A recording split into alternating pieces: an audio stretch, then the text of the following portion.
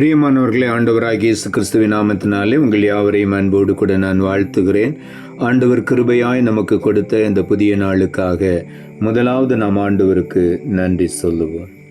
வெட்கத்துக்கு பதிலாக இரட்டிப்பு நன்மை தாரும் தேவா, வெட்கத்துக்கு பதிலாக இரட்டிப்பு நன்மை தாரும் தேவா, கண்ணீருக்கு பதிலாக எந்தன் கண்ணீருக்கு பதிலாக களிப்பை தாரும் தேவா, ஆனந்த களிப்பை தாரும் தேவா, புது கிருபை தாரும் தேவா, புது பலனை தாரும் தேவா, புது கிருபை தாரும் தேவா, புது பலனை தாரும் தேவா, புதிய நாளுக்குள் என்னை நடத்தும், புதிய கிருபையால் என்னை நிரப்பும்.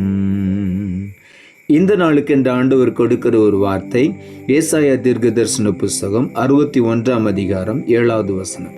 ஏசாயா 61:7. உங்கள் வெட்கத்துக்கு பதிலாக இரட்டத்தனையாய் பலன் வரும், லட்சைக்கு பதிலாக தங்கள் பாகத்தில் சந்தோஷப்படுவார்கள். இந்த காலை வேளையில் ஆண்டவருடைய வார்த்தை சொல்லுகிறது, வெட்கப்பட்ட இடத்திலெல்லாம் வெட்கத்திற்கு பதிலாக நமக்கு ஒவ்வொருவருக்கும் இந்த காலை வேளையில் இரட்டத்தனையான பலனை ஆண்டவர் கொடுப்பேன் என்று வாக்கு பண்ணுகிறார். இரட்டத்தனையாய் பலன் வரும் என்று வேதம் சொல்லுகிறது.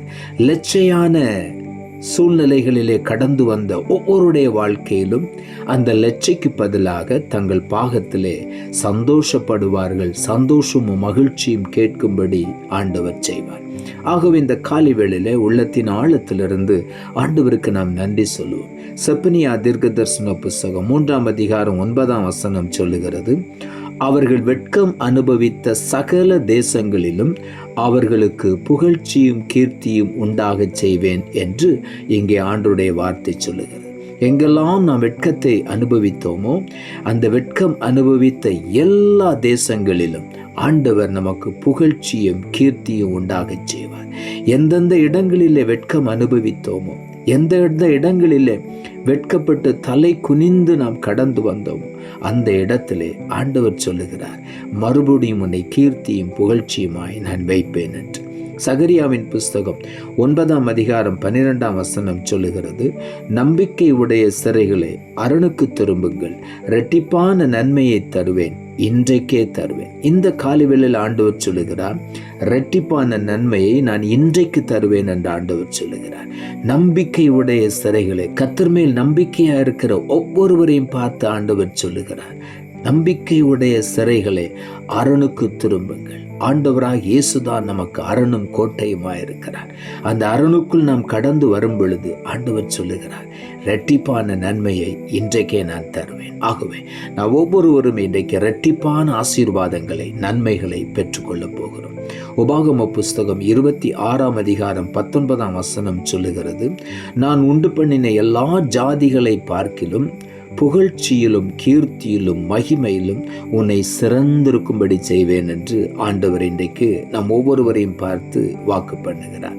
உண்டு பண்ணின எல்லா ஜாதிகளை பார்க்கிலும் உங்களை நான் புகழ்ச்சியிலும் கீர்த்தியிலும் மகிமையிலும் சிறந்திருக்கும்படி செய்வேன் என்று சொல்லுகிறார். உள்ளத்தின் ஆழத்திலிருந்து ஆண்டவருக்கு நாம் நன்றி சொல்லுவோம். யோசுவா புஸ்தகம் 6 அதிகாரம் 27 வசனம் சொல்லுகிறது, இவ்விதமாய் கர்த்தர் யோசுவாவோட கூட இருந்தார், அவன் கீர்த்தி தேசமெங்கும் பரம்பிற்று. கர்த்தர் யோசுவாவோட கூட இருந்தார். யோசுவாவுடைய கீர்த்தி தேசமெங்கும் பரவுவதற்கு காரணம் என்ன? கர்த்தர் யோசுவாவோடு கூட இருந்தார். அவன் தன்னுடைய வாலிப நாட்களிலே மோசே ஆசரிப்பு கூடாரத்தை விட்டு வெளியே போனவுடன் யோசுவா அந்த இடத்திலே போய் என்னோடும் கர்த்தர் பேசுவார் என்று ஆண்டுடைய வார்த்தைக்காய் காத்திருந்தார். ஆகவே தான் கர்த்தர் மோசேக்கு பின்பு யோசுவாவை ஆண்டவர் தெரிந்தெடுத்தார். ஆகவே தான் கர்த்தர் யோசுவாவோட கூட இருந்தார். அவன் ஆண்டுடைய சத்தத்துக்காய் காத்திருந்தான், ஆண்டுடைய வார்த்தைக்காய் காத்திருந்தான். கர்த்தர் யோசுவாவோட கூட இருந்தார்.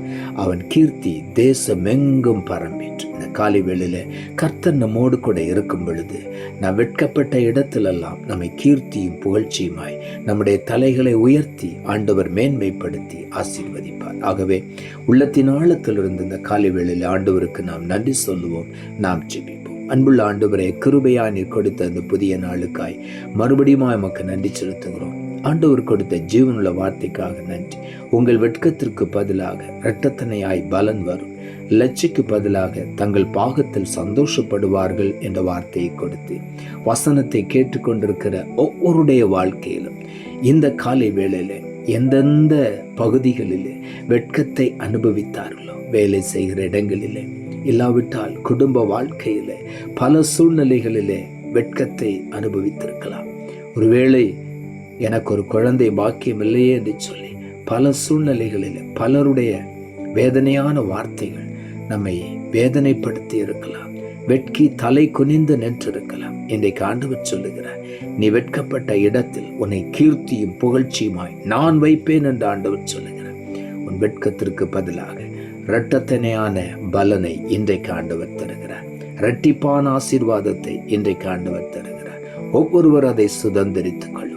உள்ளத்தின் ஆழத்திலிருந்து ஆண்டவருக்கு நன்றி சொல்லுவோம். இன்றைக்கே அந்த இரட்டிப்பான சுதந்திரத்தை நான் பெற்றுக்கொள்ளுகிறேன் என்று விசுவாசத்தோடு ஆண்டவருக்கு நன்றி சொல்லுவோம்.